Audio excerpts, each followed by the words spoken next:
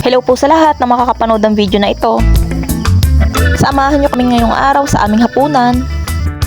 Iyan na nga ang papaya, puso at kamatis, saka ang patatas na aking tinatalupan na. Antay lang ho, kayo wag aalis, kami laing nagpe-prepare ha.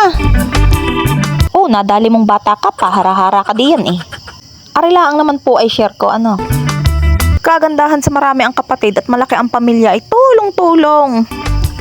Ay di iya't kanya-kanya ng gawain at kanya-kanyang recipe. Siyempre, ang ina hindi magpapadaig. Tapos ako'y may nakita ang isang buwig na saging, ay di kami may naisipan pa ng aking kapatid. Ay di aming pinigtas-pigtas yung hinog at aming igagataan. Ay di kapag ho dessert, ay kami ng dalawa ng aking kapatid ang bahala doon.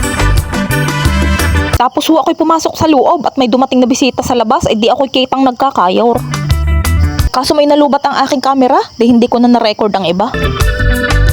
Ay diyan, luto na ang puso ng saging, gulay na, tsaka ang adobo. Pati na rin yung aming ginataang saging. Ay siya, alam nyo na, talo-talo na uli. Kagandahan lang pag ikaw ay nasa sarili. Sama-sama kayo ng pamilya kahit simple lang ang pagkain. Ay siya, babay na ho, hanggang din nila ang aking video, baka makahingi pa kayo ay.